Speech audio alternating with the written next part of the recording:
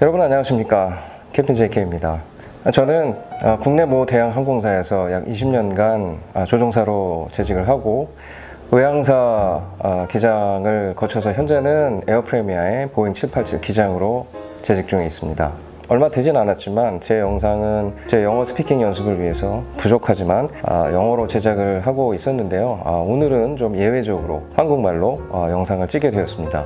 채널 초기 때부터 주변의 여러분들로부터 요청을 받은 내용들이기도 하고 급여라던가 복지 이런 좀 민감한 부분들이 아무래도 한국에 국한이 되기도 하고 또 그러다 보니 한국 분들이 주로 볼 것 같고 이런 미묘한 부분들에 대해서 그래서 이번 영상은 보다 여러분께 몸에 와닿는 영상을 한번 만들어 보고자 조금은 예외적으로 처음으로 한국말로 영상을 찍게 되었습니다. 또 적지만 외국인 구독자분들도 또 계시기 때문에 자막을 달아서 오늘 영상은 만들어 나가도록 하겠습니다. 서론이 길었습니다. 자, 그럼 시작합니다.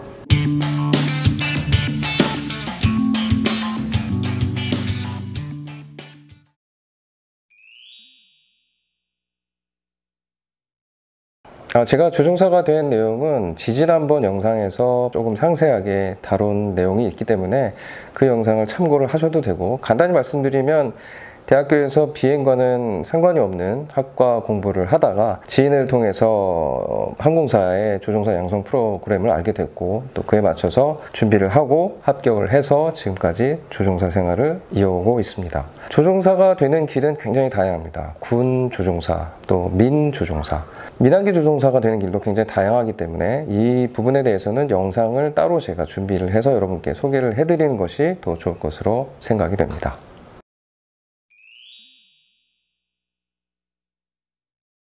현재 국내 항공사들, 외국도 마찬가지인데 한 달 비행 스케줄을 전달 말쯤에 고지를 하고 있습니다. 제가 속한 에어프레미아도 마찬가지고요.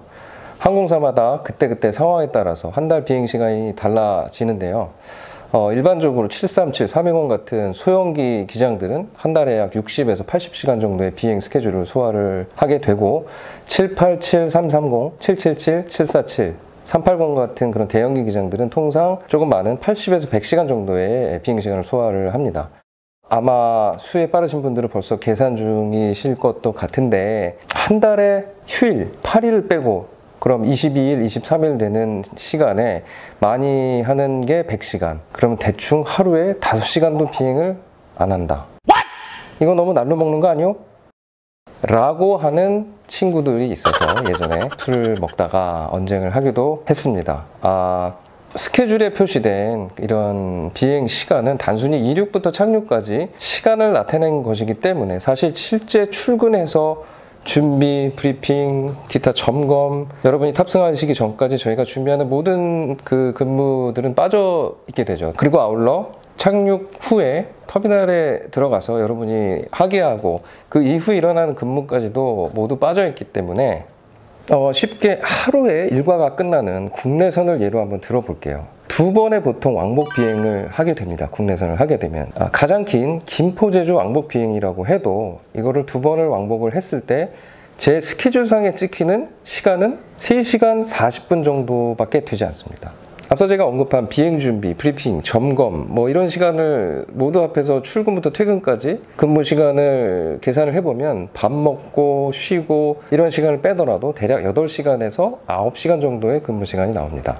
일반 직장인도 9시에 출근해서 6시에 퇴근하는 9시간 근무를 생각해 봤을 때 점심시간 그리고 중간중간에 휴식 시간을 생각한다면 비교가 되실 겁니다.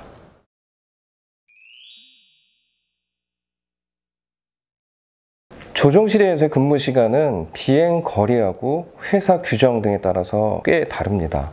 일반적으로 국내 항공사들은 비행 시간 최대 8시간까지는 휴식 없이 연속 비행을 하게 되고 그 이상 되는 장거리 비행에 한해서 조종사 1명 내지 2명이 추가돼서 교대로 근무를 하면서 휴식과 비행을 하게 됩니다.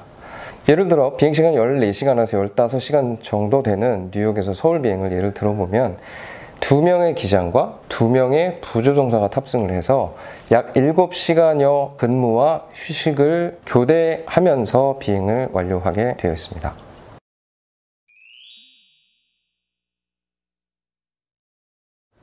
자, 드디어 여러분의 가장 뜨거운 관심사인 급여와 복지에 대해서 얘기를 해보도록 하겠습니다. 급여의 경우에 알기 쉽게 뭐 연봉이 얼마다 이런 것보다도 실제 매달 찍히는 통장에 매달 찍히는 세후의 급여를 가지고 말씀드리는 게 보다 몸에 와닿지 않을까. 그래서 그렇게 한번 진행을 해보는 걸로 하도록 하겠습니다. 우선 부기장의 급여입니다. 이건 역시 회사마다 또 그달의 비행 시간에 따라서 또 경력에 따라서 뭐 당연히 차이가 나는 거는 이해를 하실 거고요. 국내 LCC 저비용 항공사나 대형 항공사에 아주 큰 차이는 없습니다. 국내 부기장의 한 달 급여는 대략 700 중반 정도로 이해를 하시면 될 것 같습니다. 여기 소형기의 경우에 이착륙 수당 그리고 해외 체재비가 추가가 되는데 이게 매달 50에서 100만 원가량 되고요. 대형기 부기장의 경우는 이착륙 수당이라는 건 없고 대신 해외 체재비가 추가로 지급이 되는데 이 금액적인 부분은 비슷합니다. 대략 50만 원에서 100만 원. 자, 이제 기장입니다. 국내의 경우에 소형기 기장 기준으로 저비용 항공사든 대형사든 대략 한 달에 900에서 1000만 원 정도의 급여가 찍힙니다. 통장에 세후로. 여기 부조종사와 마찬가지로 50에서 100만 원 정도의 체재비가 추가 지급이 되고요. 뭐 어디가 얼마다라고까지 말씀드리긴 그렇지만 급여 자체는 대형사라고 해서 꼭 많지는 않습니다. 어떤 때는 오히려 저비용 항공사가 더 많은 경우도 있습니다. 그런 때는 비행을 더 많이 해서 그런 경우도 있고 이런저런 특별 수당이 붙어서 그런 경우도 있습니다. 대형기 기장의 경우에는 조금 더 많습니다. 한 달에 찍히는 대형기 기장의 급여는 대략 1200만 원에서 1500만 원 사이입니다. 여기 마찬가지로 해외 체재비가 추가가 돼서 대략 50에서 100만 원 정도의 추가 지급금이 있고 참고로 해외의 경우에는 우리나라보다 훨씬 적은 나라도 있고 몇 배나 많은 나라도 존재합니다. 최근 미국의 경우에 조종사 부족으로 인해서 고참 기장들, 메이저 항공사의 고참 기장들의 급여는 매달 5천만 원이 넘는 것으로 알려져 있습니다. 코로나 이전에 전 세계 조종사들이 몰렸던 중국의 경우를 말씀드릴게요. 중국의 경우 그 당시 외국인 조종사들, 외국인 기장들에게 지급했던 급여는 한 달에 적게는 2,500만 원에서 많게는 3,000만 원이 넘게 주는 항공사도 상당히 많았습니다. 물론 세후 이야기입니다. 2017년 제가 다니던 국내 모 대형 항공사를 떠나기 전 대형기 기장으로서 받았던 실제 급여는 1,000만 원이 채 되지 않았습니다. 당시 기준으로 보면 3배가 넘는 금액이죠. 자, 다음은 복지 얘기를 해보겠습니다. 우선 가족 티켓이 있겠죠. 세금만 내는 공짜 티켓, 그리고 50%를 내서 예약까지 되는 그런 티켓도 있고요. 하지만 성수기나 자리가 없는 그런 때는 공항까지 짐 싸서 나갔다가 돌아오는 경우도 간혹 있습니다.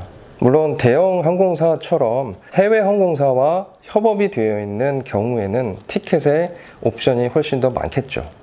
복지에 관련해서는 저비용 항공사보다는 아무래도 대형사가 여러 면에서 낫다고 할 수 있겠습니다.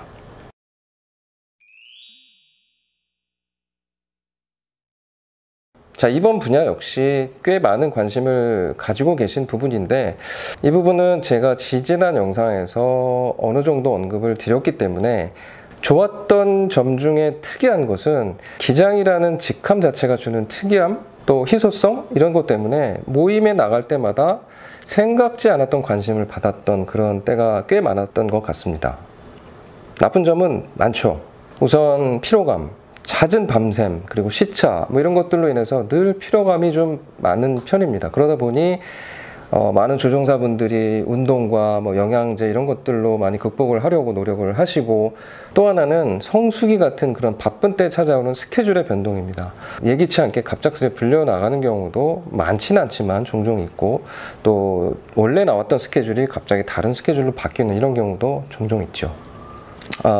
그리고 그 외에 어떤 조종실의 어떤 특수한 환경으로 인해서 오는 좀 질환이라고 할까요? 피부 질환, 또 안과 질환, 또 허리 통증 이런 것들로 가끔씩 고통을 호소하시는 분들도 더러 계십니다.